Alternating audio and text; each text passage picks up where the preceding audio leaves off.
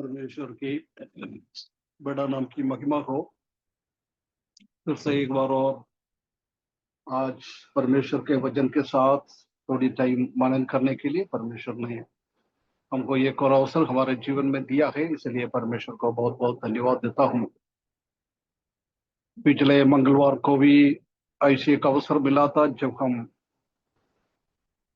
Smyrna का कलीसिया के बारे में और स्मुरना का कलीसिया में प्रभु यीशु मसीह किस रीति से आ रहा है। प्रभु यीशु मसीह दो रीति से उनके बीच में है। एक अनादिकाल का परमेश्वर, अनादिकाल से अनंत काल तक का सनातन परमेश्वर के बारे में हम देखा है। मैं आदि और अंत हूँ, मुझे आदि नहीं है, मुझे अंत भी नहीं है, सब कुछ मैं ही हूँ, मुझसे सब कुछ उत्पन्न हुआ है, आखिरी तक मैं ही हूँ, वही परमेश्वर। ये स्मरणा का कलीसिया हम जानता है कि उनका जीवन में बहुत सारा समस्या है, बहुत सारा तकलीफ है, बहुत सारे परेशानियों में बहुत सारा क्लेश दुख भरा हुआ एक जीवन था ये स्मरणा का कलीसिया। जब प्रभु यीशु मसीह बोल रहा है, मेरा बच्चों तुम डरने का जरूर नहीं है, मैं सर्वशक्तिमान परमेश्वर हूँ, मैं सनातन परमेश्वर हूँ, ये सब कुछ मैंने पहले से जाना है, वही परमेश्वर। उसके बाद हमने देखा था कि मैं मरे हुए थे परंतु अभी जी उठा हूं। प्रभु यीशु मसीह को कोई भी बंद नहीं कर सकता है। कितना लोग प्रभु यीशु मसीह को और प्रभु यीशु मसीह का मार्ग को खत्म करने के लिए सोचता है, जब हम जानता है कि सर्वशक्तिमान परमेश्वर पुनरुद्धान की शक्ति के द्वारा हमारा छुटकारा देने वाला परमेश्वर है। पिछले 2-2.5 हफ्ते से हम भाई जबर खान और उनका मिसेस के लिए भी प्रार्थना कर रहा था। कल उनका मिसेस को बेल मिलने के लिए परमेश्वर ने सकायदा किया है और जबर भाई का भी वो पिटिशन उन लोग ने अंगीकार किया है। अगले हफ्ता उनका भी सुनवाई हो जाएगा। परमेश्वर को धन्यवाद हूँ। हमारा परमेश्वर ऐसी अद्भुत काम करने वाला परमेश्वर है, शत्रुओं के हृदयों में भी बात करने वाला परमेश्वर। मसीही लोगों के विरुद्ध में सबसे ज्यादा खतरनाक रीति से काम करने वाला थे शाऊल, परंतु परमेश्वर ने वो शाऊल का हृदय में भी बात किया है। आज भी कितना लोग परमेश्वर की विरुद्ध में, परमेश्वर की मार्ग की विरुद्ध में काम करता है। एक दिन परमेश्वर उनसे बातें करे, वो लोग प्रभु में आए। कई हम गूगल में सर्च करेंगे तो कई ऐसी गवाही हम सुन सकता है। परमेश्वर का संतानों को मारा पीटा, बाइबल जलाया, बाइबल को फाड़ दिया है, बाइबल के ऊपर पाव रख दिया है। ऐसी कई लोग अभी वो काला किताब लेकर प्रभु यीशु मसीह के बारे में बोल रहा है।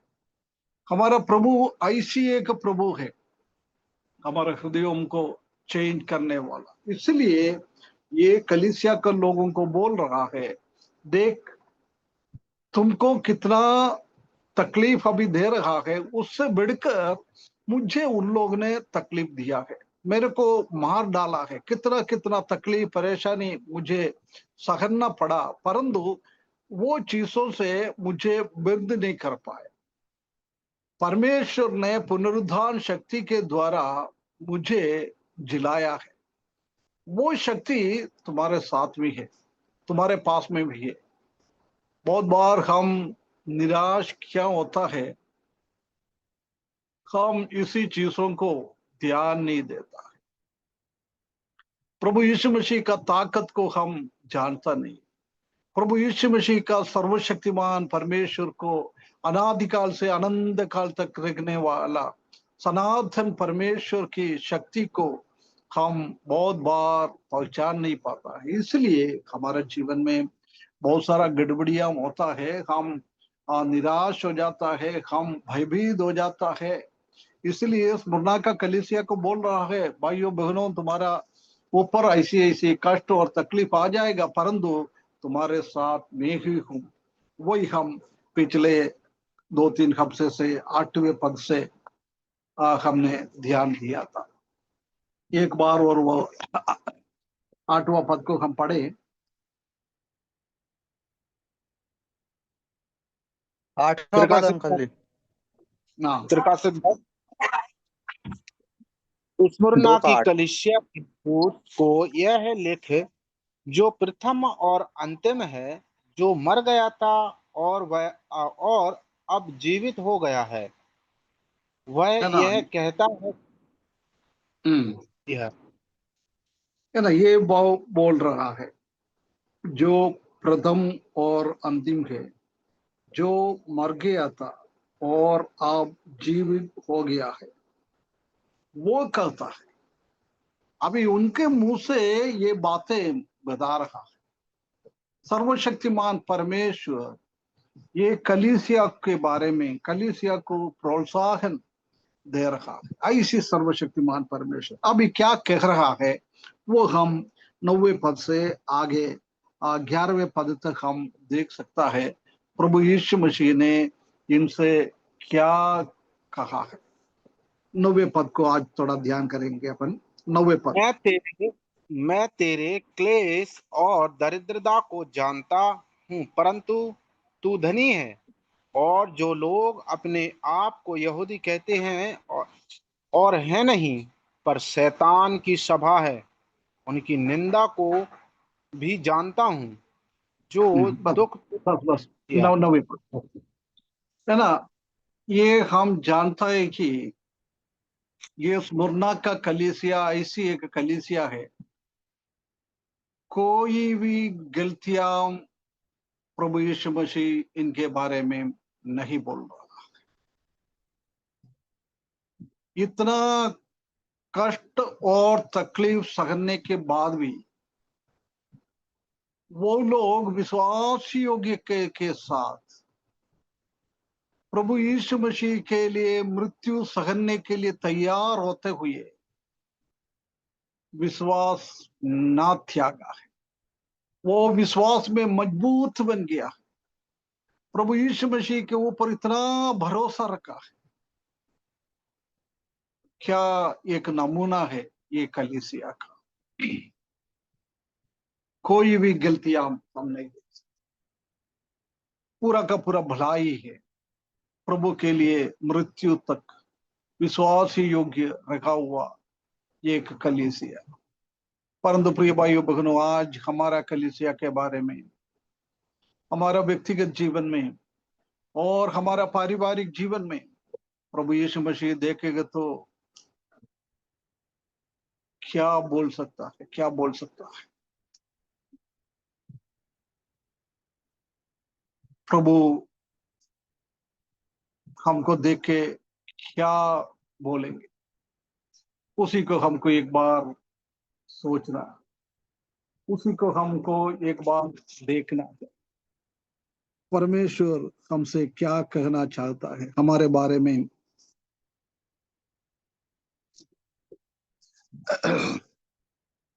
हमारे मन में क्या विचार है वो हमको एक बार देखना है। परमेश्वर हमको देखकर क्या कहेगा।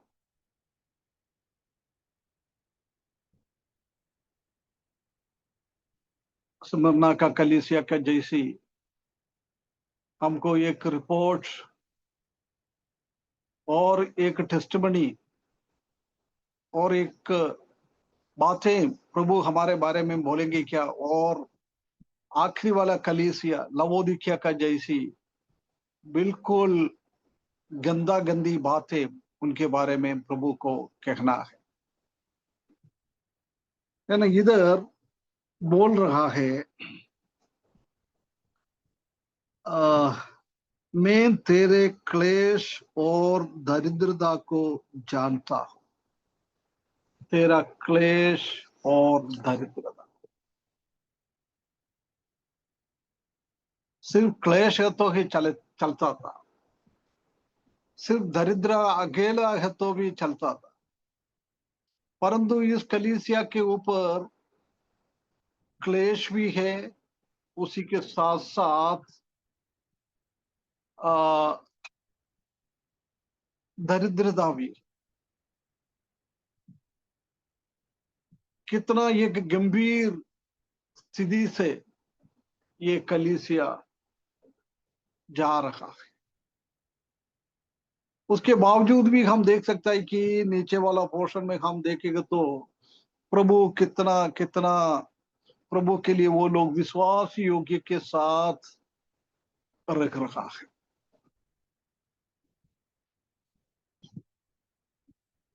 देखो इनके जीवन में क्या हो रहा है वो जानने वाला प्रभु है। आसपास का कलीसिया लोग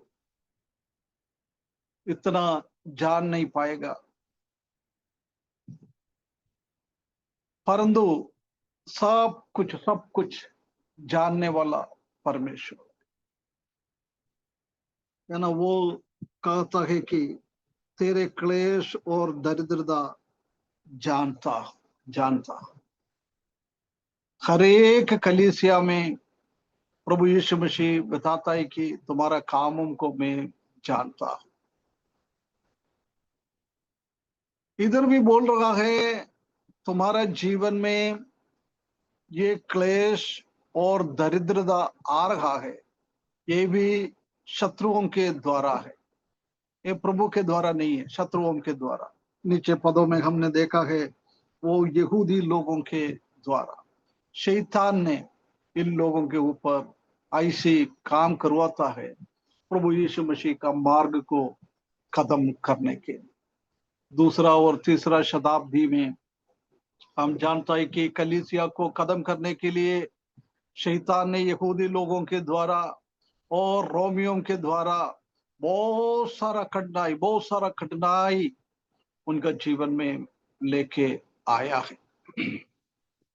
परमेश्वर सब कुछ जानता है। तो भाइयों बहनों, हमारे जीवन में, हमारा कलीसिया में क्या हो रहा है, सब कुछ जानने वाला परमेश्वर वो पहले से वो जानता है।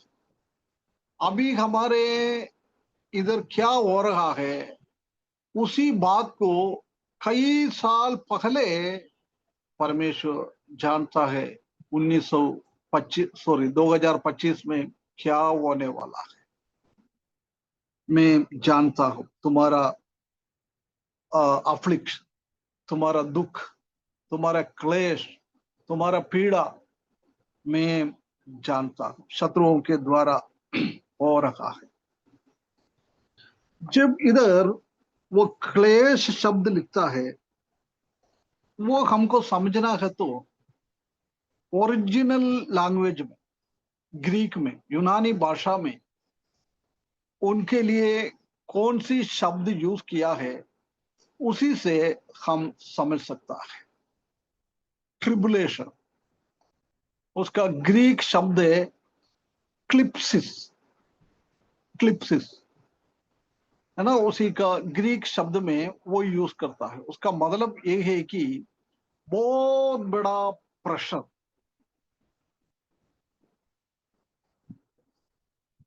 और ऐसी बहुत बड़ा वजन एक छोटा का चीज के ऊपर रखता है। उसका ओरिजिनल मतलब वही है, ट्रिबुलेशन, क्लेश। समझ लो मेरा वजन 75 किलो है, मेरे शरीर के ऊपर एक 7.5 टन, 7,500 किलो का कोई चीज मेरे ऊपर रखेगा तो समझ लो ये इधर का भी एक बात का अंकल आवाज भी नहीं। लिखा हुआ है। ये कलीसिया को कितना सहन कर सकता है, उससे भी बढ़कर बोझ ये यहूदी लोगों के द्वारा, रोमियों के द्वारा, ये दुनिया के लोगों के द्वारा कलीसिया के ऊपर डाल रहा है। उसी को बोलता है ट्रिबुलेशन, ट्रिबुलेशन, क्लिप्सिस। बहुत भयंकर, हम सहन नहीं कर सकता है।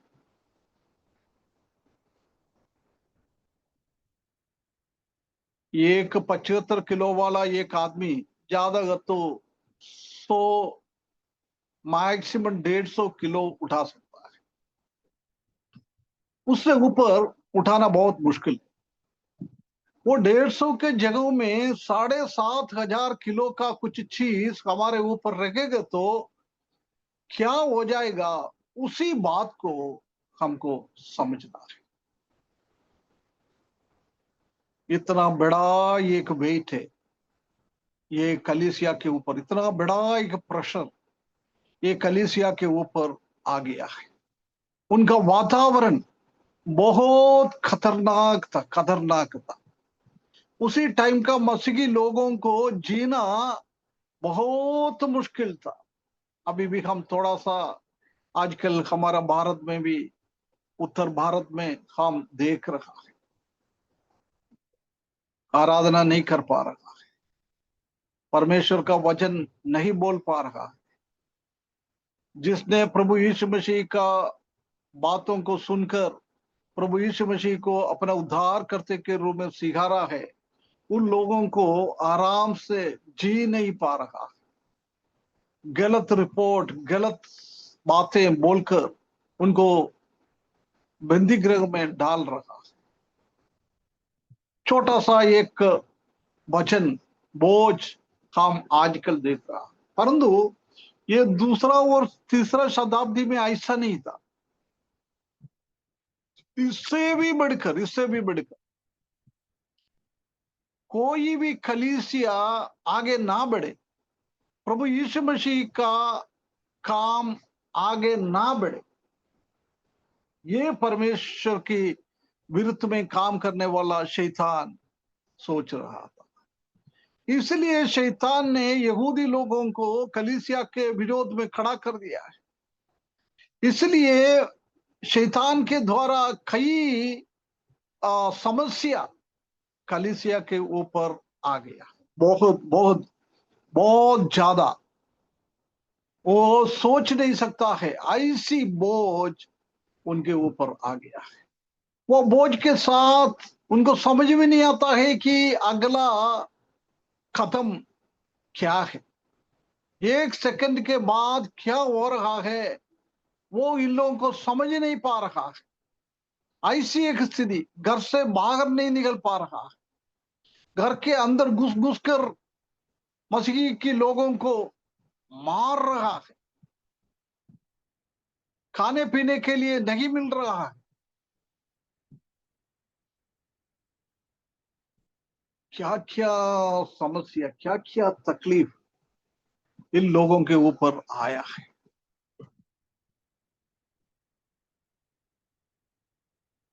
हम जानता है कि पुराना टाइम में विश्वासी लोगों को पकड़कर जानवर का चमड़ा उसी के ऊपर ऐसी ऐसी खींच खींच खींच खींच खींच के बांधता था। उसके बाद उनको खड़ी धूप के अंदर फेंक दिया था।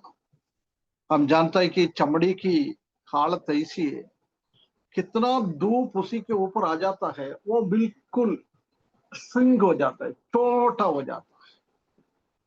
अभी मेरे ऊपर चमड़ी से बांधा है, उसके बाद मेरे को धूप में खड़ा कर दिया है, 1-2 दिन के अंदर है ना वो चमड़ी ऐसी ऐसी श्रिंक हो जाता है, छोटा होकर मेरा हड्डी को, मेरा मांस को सब खत्म करता है।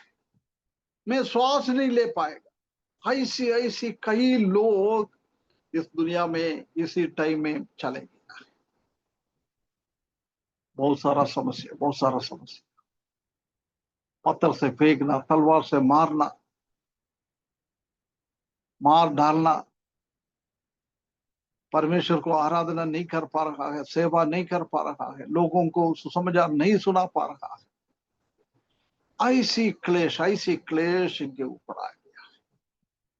जब प्रभु यीशु मसीह बोल रहा है, भाई बहनों चिंता मत कर, ये क्लेश के बीच में मैं तुम्हारे साथ हूं। मैं तो जानता हूं, बिना मेरा जानकारी से कुछ चीजें नहीं होता है। हम भजन 23 पढ़ने के टाइम 14 पद में हमने देखा है, घोर अंधकार की अनुभव से तराई से मैं चलूं, मैं डरता नहीं है, क्योंकि मेरा चरवाहा मेरा साथ है। परमेश्वर हमारे साथ है, वो शांति देने वाला परमेश्वर, आराम देने वाला परमेश्वर है ना। इधर भी यही बात कलीसिया को बोल रहा है, भैया तुम्हारा क्लेश को मैं जानता हूं, मेरे को मालूम है तुमसी समस्या है कलीसिया के ऊपर, है ना। उसके बाद क्या बोल रहा है, मैं तेरे क्लेश और दरिद्रता को जानता हूं, दरिद्रता को जानता हूं। दरिद्रता, इधर भी एक दरिद्रता, उसके लिए भी एक ग्रीक शब्द को हम समझेगा तो उसी का गंभीर स्थिति हम समझ सकता है। ग्रीक में दरिद्रता को दो शब्द यूज किया है। एक है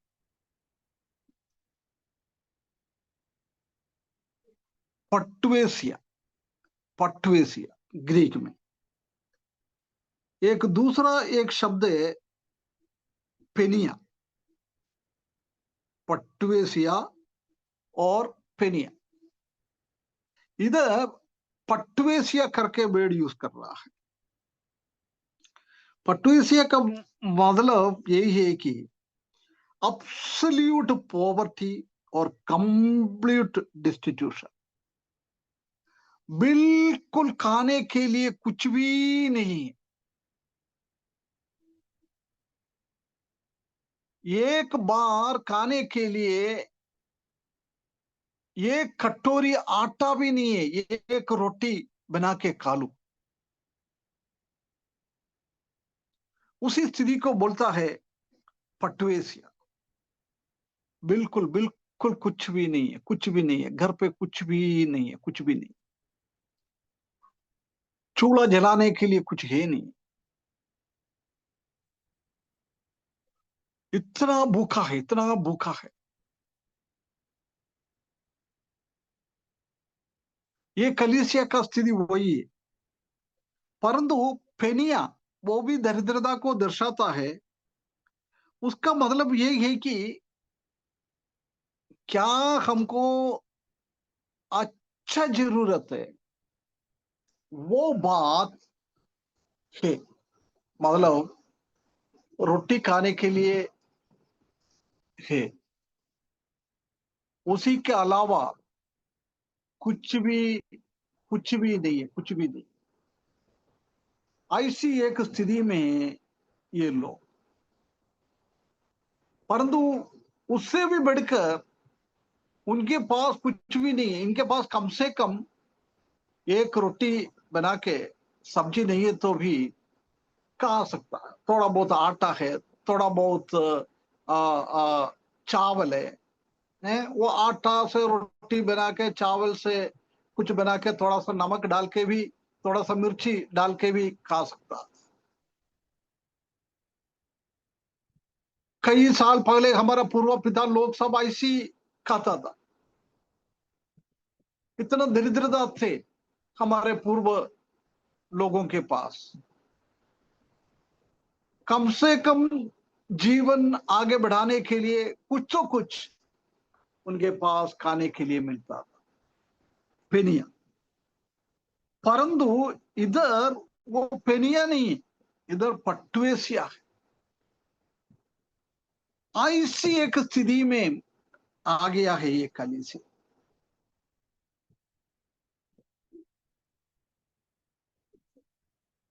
ये क्यों हो सकता है?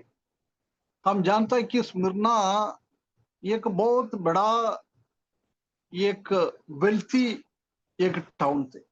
पैसा का कोई कमी नहीं था, काम है, इंडस्ट्री है, सब कुछ है। स्मिरना का लोग अच्छा से रह रहा है, परंतु विश्वासी लोग ऐसी तकलीफ में, ऐसी परेशानी में है, क्योंकि प्रभु यीशु मसीह को ये लोग विश्वास कर दिया है, विश्वास में आ गया है। उसी के कारण क्या करता है, इनको लूट के चले गए। लोग मार पीटने के लिए आया है, हेलो इनका घर सर। पे क्या किया, इसलिए ये लोग आकर उनका घर के अंदर घुस गया है। सब कुछ इधर उधर फेंक के, नहीं तो उठा के लेके गया है। ऐसी एक स्थिति में थोड़ा उम्र में बड़ा लोग, अभी याद है 1984 में एक सरदार जी ने इंदिरा गांधी को मार डाला था।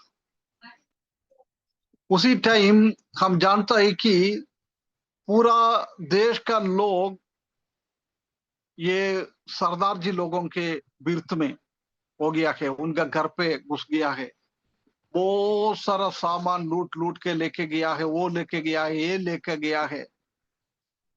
उससे भी एक खतरनाक स्थिति है ये कलीसिया का स्थिति। ये जन्म से कोई दरिद्रता में नहीं था, अच्छा जीवन बिताने वाले लोग थे, सब कुछ थे उनके पास, कोई कमी नहीं था।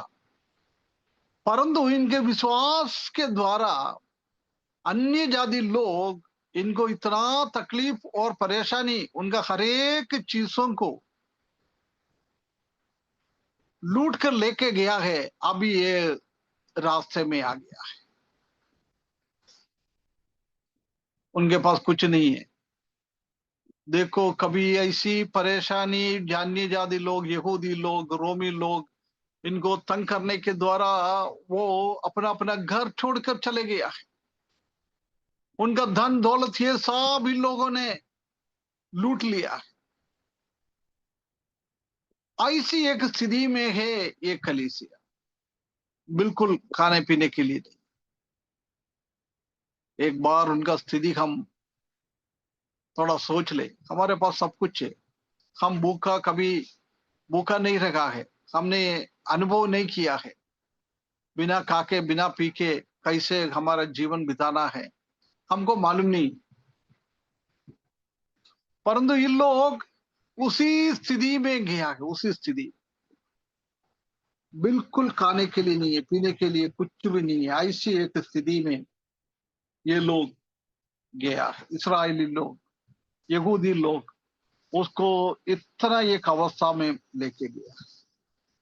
देखो, वो शारीरिक रीति से, बौद्धिक रीति से वो बहुत क्लेश सह रहा है, और दरिद्रता में, खाने के लिए नहीं है, पीने के लिए नहीं है, इतना कंकाल एक अनुभव में ये लोग आया। दुनियादारी में देखेगा तो बहुत कंगाल का एक अनुभव, दरिद्रता का अनुभव। परंतु प्रभु यीशु मसीह ये कलीसिया को देखकर क्या बोल रहा है, परंतु तू धनी है, परंतु तू धनी है। ये दुनिया की हिसाब से ये कलीसिया का लोग इतना दरिद्रता में है, उनके पास कुछ भी नहीं है, ऐसी एक स्थिति में है बाहर की तौर से। परंतु हम जानते हैं कि हमारा परमेश्वर बाहर की चीजों को ध्यान नहीं देता है। हमारा परमेश्वर ऐसी परमेश्वर है, हमारा अंदर क्या है वही देखता है। जब शमूएल ने दाऊद के पिताजी के घर पे, ईशाई के घर पे परमेश्वर ने भेजा है, उनका उधर से एक बेटे को आपको अभिषेक करके सिंहासन में बिठाना है। शाऊल को मैंने छोड़ दिया है, उसके जगह में दूसरा एक राजा को आपको अभिषेक करना है। शमूएल पहले से ईशाई को बोला था कि मैं इसी तारीख को आपके पास इसी टाइम में आ जाऊंगा, आप एक काम कर, एक बलि चढ़ाने के हिसाब से सब व्यवस्था करके आपके हर एक बच्चों को भी बुलाकर उसी के सामने रखना है। परंतु हम उधर जानता है कि यशायाही ने उनका हर एक बेटों को बुलाया है, परंतु उनका छोटा बेटा दाऊद वो बकरियों को पाल रहा था, उनको नहीं बुलाया।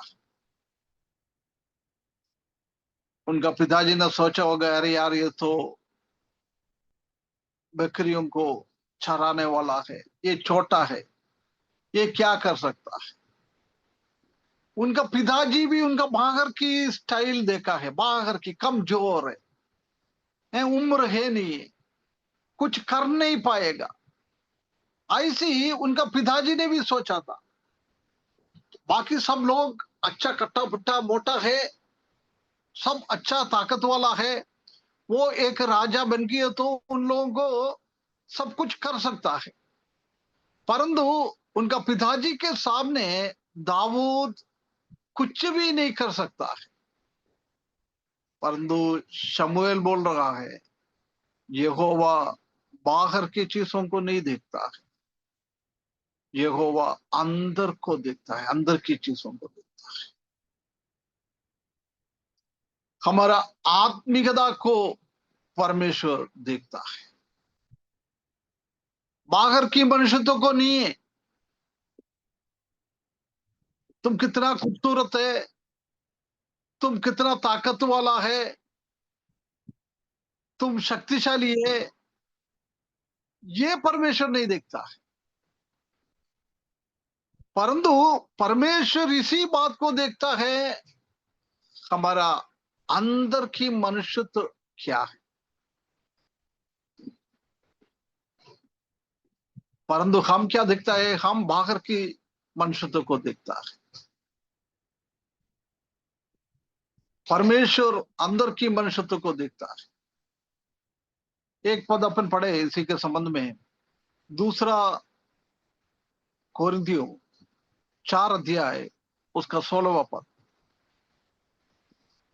इसलिए हम दूसरा, हियाव नहीं छोड़ते, यद्यपि हमारा बाहरी मनुष्यत्व नाश भी होता जाता है, तो भी हमारा भीतरी मनुष्यत्व दिन प्रतिदिन नया होता जाता है। है ना, हमारा ये बाहर की मनुष्यत्व, हम किस चीजों को ध्यान देता है, दुनिया किस चीजों को ध्यान देता है, ये बाहर की मनुष्यत्व को देखता है। वो तो नाश की ओर जा रहा है। हम कितना भी विटामिन खाए, कितना भी प्रोटीन खाए, कितना भी मटन खाए, कितना भी चिकन खाए, कुछ भी खाए, परंतु ये हमारा बाहर की शरीर रोजाना रोज कमजोरी की ओर जाए, नाश की ओर जा रहा है, नाश होने वाला शरीर। परंतु पौलुस उधर बोल रहा है, परंतु तुम्हारा अंदर एक व्यक्तित्व है, भीतरी एक मनुष्यत्व है। वो मनुष्यत्व को रोजाना रोज नवीकरण की ओर, एक बार और पढ़ना ब्रदर, क्या लिखा है। इसलिए इसलिए हम हियाव नहीं छोड़ते, यद्यपि हमारा बाहरी मनुष्यत्व नाश भी हो जाता है, तो भी हमारा भीतरी मनुष्यत्व दिन प्रतिदिन नया होता जाता है। हाँ, दिन प्रतिदिन नया होते जाता है, नया होते जाता है। हमको उसी चीजों को ध्यान देना है।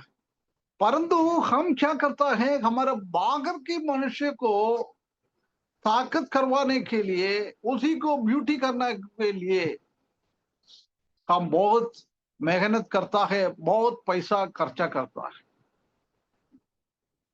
ना। ब्यूटी पार्लर में जाएगा, हैं, क्या क्या क्रीम है, क्या क्या ये वो सब लगाएगा, जिम में जाएगा, सुबह सुबह उठकर किलोमीटर पैदल जाएगा, पास में से कोई दुकान में से कुछ सामान खरीदना है तो हम गाड़ी लेके चले जाता है, परंतु हमारा ताकत को बढ़ाने के लिए सुबह सुबह हम किलोमीटर पैदल चलता है। परंतु एक बात हमको समझना है, हमारा ये बाहर की मनुष्यत्व को हम कितना भी कोशिश करें उसको मेंटेन करने के लिए, वो कुछ सालों के बाद वो कमजोरी हो जाता है, हमसे कुछ भी नहीं कर सकता है। परंतु परमेश्वर चाहता है कि हमारा अंदर की मनुष्यत्व को, भीतरी मनुष्यत्व को रोजाना रोज नयापन के अनुभव में हमको लेके जाना है। जब प्रभु यीशु मसीह आएगा, हमारा अंदर की मनुष्यत्व इतना आत्मिकता में बढ़ना चाहिए, इतना बढ़ना चाहिए, हम कमजोर नहीं होना है। परंतु हम क्या करता है, हमारा आंतरिक का बातों को, भीतरी मनुष्यत्व के बारे में हम सोचता ही नहीं है, हम बाहर कहीं ये ना ये दाऊद का पिताजी का भी यही था, बाहर के रूप से देखेंगे तो ये बेटा अच्छा है, ये बेटा अच्छा है, ये बेटा अच्छा है। शमूएल ने भी सोचा है, अरे यार ये तो खूबसूरत है, इसी के ऊपर डाल दो, परंतु परमेश्वर बोला नहीं नहीं नहीं, मैंने इनको नहीं चुना है, तुम बाहर की ओर देख रहा है, परंतु मैं ऐसी एक आदमी को ढूंढ रहा है, उनका भीतरी मनुष्यत्व एक नयापन के अनुभव में है, इनका घर पे ऐसी एक व्यक्ति है, मैं उनको ढूंढ रहा है। साथ बेटा आ गया है, परमेश्वर ने बोला नहीं नहीं, मैंने इनको नहीं चुना है, मैंने इनको नहीं चुना है, मैंने इनको नहीं चुना है, इसी के ऊपर तुम तेल ना डाले, इसी के ऊपर तेल नहीं डाले। आखिरी में पूछा सब लोग आ गए क्या? शायद ने बोला नहीं, एक बेटा है, वो छोटा है, वो जंगल में है, वो बकरियों को पाल रहा है, वो इसी के लायक नहीं है, इसलिए मैंने उसको बुलाया नहीं। परमेश्वर ने शमूएल के हृदय में बात करवा के बोला है, जब तक वो बेटा इधर नहीं आएगा तब तक मैं ये बलि परमेश्वर के लिए नहीं चढ़ाऊंगा। एकदम जल्दी जाकर उनका सबसे छोटा बेटा दाऊद को लेके आया है। जब शमूएल का हृदय में परमेश्वर ने यही बात किया है, मैंने इसको चुना है। ये आप लोगों के सामने ये कमजोर होगा, आप लोगों के सामने ये कई पानी में, बरसात में, ठंडा में और धूप में, ये सब ऐसी बकरियों के पीछे चलने वाला बेटा होगा। तुम लोग इनको महत्व नहीं देगा, उनका पिताजी ने भी इनको ज्यादा महत्व नहीं दिया है, परंतु परमेश्वर ने ऐसी व्यक्ति को चुन लिया, ऐसी व्यक्ति को चुन लिया।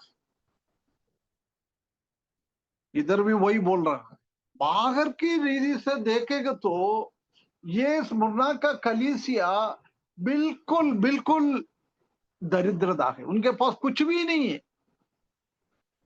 परंतु इसी परिस्थिति में भी इन लोग ने मृत्यु तक विश्वास योग्य के साथ, परमेश्वर का वचन के हिसाब से, परमेश्वर का बातों के हिसाब से, मृत्यु आए, तलवार आए, भूकंप आए, कुछ भी आए, हमको कोई परवाह नहीं है, हम प्रभु के लिए खड़ा रहेंगे, ऐसी एक मजबूत कि आपके साथ वो लोग खड़े हो गया है। इसलिए पौलुस बोल रहे हिया मत छोड़ो, डोंट लूज योर हार्ट, हियाव नहीं छोड़ना है। ये कलीसिया हियाव नहीं छोड़ा है, बहुत सारा समस्या इसके ऊपर आ गया है, परंतु वो लोग क्या नहीं छोड़ा है, हियाव नहीं छोड़ा है। वो विश्वासी के साथ, परमेश्वर के वचन के साथ, पौलुस से उसने क्या सुना है प्रभु यीशु मसीह के द्वारा, वो हर एक बातों को ध्यान रखते हुए वो लोग प्रभु यीशु मसीह के लिए मृत्यु सहने के लिए तैयार था। इसलिए उसका आत्मिक स्थिति को परमेश्वर जाना है, उसका हृदय का विचारधारों को परमेश्वर ने जाना है। जब परमेश्वर बोल रहा है यदि ये कलीसिया आर्थिक स्थिति से, बौद्धिक स्थिति से कंगाल का अनुभव है, ये वो वर्ड हमने यूज किया था पेटुएसिया, कुछ भी नहीं है, कुछ भी इनके पास नहीं है, बैंक बैलेंस जीरो है, घर पे खाने के लिए कुछ भी नहीं है, सब कुछ zero zero zero zero zero zero zero. इस दुनिया में क्या क्या इन लोगों को चाहिए, सब जीरो है। परंतु आत्मिकता में ये लोग इतना इतना इतना ताकतवर। इसलिए परमेश्वर बोल रहा है यदि तुम दुनियादारी में कमजोर हो, कंगाल हो, दरिद्र हो, परंतु आत्मिकता में आप लोग इतना धनी है, इतना धनी है। क्या बात है। प्रभु यीशु मसीह हमारा हृदय को देखता है, हमारे हृदय का विचार क्या है, हमारा विचारधारा क्या है, हम प्रभु के पीछे चलने का विचारधारा क्या है, ये सब परमेश्वर देखने वाला, सिर्फ परमेश्वर ही जानता है। ये लोगों का भी हृदयों को भी परमेश्वर ने जाना है। तो ये भाई बहनों, हम भी हमारा बाहरी मनुष्यत्व को अमीर में बदलने के लिए, ताकत में बदलने के लिए नहीं, हमारा भीतरी मनुष्यत्व को रोजाना एक नया अनुभव में बदलते बदलते बदलते जब प्रभु यीशु मसीह आएगा, हमारा बिल्कुल पूरा नया एक स्थिति में खड़ा होना पड़ेगा। वही परमेश्वर हमसे चाहता है। परंतु इसके बदले हम लवोदिकीय कलीसिया को पढ़े, एक बार पढ़ो ब्रदर, 3रा अध्याय उसका 17वां पद। सर कौन सा है? 17 तू कहता है कि मैं धनी हूँ और धनवान हो गया हूँ और मुझे किसी वस्तु की घटी नहीं, और यह नहीं जानता कि तू अभागा और तुच्छ और कंगाल और अंधा और नंगा है ना। देख, बिना कलीसिया के बारे में वो लोग बोल रहा है हम दरिद्रता में है, हमारे पास कुछ भी नहीं है, ऐसी स्थिति में, परंतु परमेश्वर बोल रहा है तुम क्या नहीं है, दरिद्र नहीं है, तुम शक्तिहीन नहीं है, सब कुछ है तुम्हारे पास। परंतु इधर देखो उसका उल्टा है, कलीसिया बोल रहा है हम धनी हूं और हम धनवान बनते जा रहे, हमारा हर एक धन दौलत ये सब बढ़ रहा है, हमको कोई भी चीज का कमी नहीं, कोई भी चीज का जरूरत नहीं है, सब कुछ है हमारे पास। परंतु प्रभु यीशु मसीह क्या बोल रहा है, तुम अभाग हो, तुम कंकाल हो, तुम नंगा हो, तुम अंधा हो। ये लवोदिकीय क्या हालत, कलीसिया का हालत, हमारा भी हालत वही है। बौद्धिक दीदी से हम धनी है, हमारे पास सब कुछ है, परंतु भीतरी मनुष्यत्व के बारे में हम सोचेंगे तो हम बिल्कुल एक बहुत बड़ा एक शून्य है। हम हमारे बारे में क्या सोचता है, परंतु हमारे अंदर परमेश्वर क्या देखता है, हम हमारे बारे में क्या सोच रहा है, दुनिया का लोग हमारे बारे में क्या सोच रहा है, उसी का महत्व नहीं है। आस पड़ोसी के सामने हम थोड़ा अमीर जैसी बनकर हमारा जीवन बिताने से भी कुछ भी मतलब नहीं है, परंतु हमारा भीतरी मनुष्यत्व क्या है, रोजाना रोज हमारा नया एक अनुभव में हम बदल रहे हैं क्या, ऐसी हम बदल रहे हो तो परमेश्वर बोल सकता है तुम बेटा धनी हो, आत्मिकता में तुम बहुत धनी हो, परमेश्वर के लिए तुम बहुत धनी हो, परमेश्वर का राज्य का विस्तार के लिए तुम बहुत धनी हो, तुम बहुत मेहनत कर रहा है। हमारा ये अनुभव होना चाहिए। एक बार हम परख कर देखें, परमेश्वर हमारे साथ है। हम ईमानदारी के लिए, परमेश्वर का विश्वास के लिए हम तकलीफ और परेशानी सहता है। हमारा बाहर की मनुष्यत्व को मारपीट मिलता है, कुछ भी मिल रहा है, उसी से हमको कुछ भी लेने देना नहीं है। हमारा अंदर की भीतरी मनुष्यत्व को हम महत्व देना है। कलीसिया के बारे में वो कंगाल बोल रहा है, परंतु परमेश्वर उसी के अंदर एक अमीर अनुभव देख रहा है। दुनिया के लोग हमारे हमारे हमारा खूबसूरती है नहीं है, हम कमजोर लोग हैं। लोग बोलता है मसीही लोग आदिवासी लोगों से, हरिजन लोगों से मतलब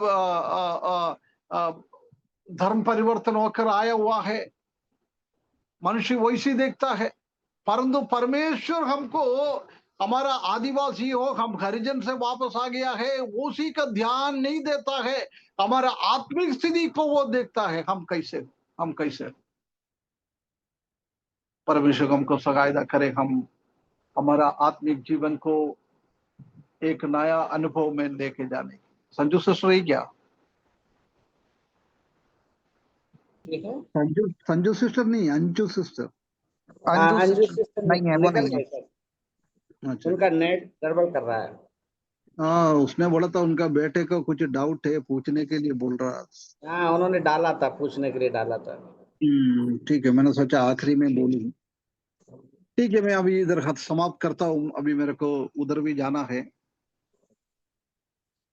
इसलिए परमेश्वर इस वचन के द्वारा हमको मदद करे, हमारा स्थिति क्या है एक बार अच्छा से फर्क कर देखने के लिए, आत्मिकता में आगे बढ़ने के लिए परमेश्वर हमको सहायता करे।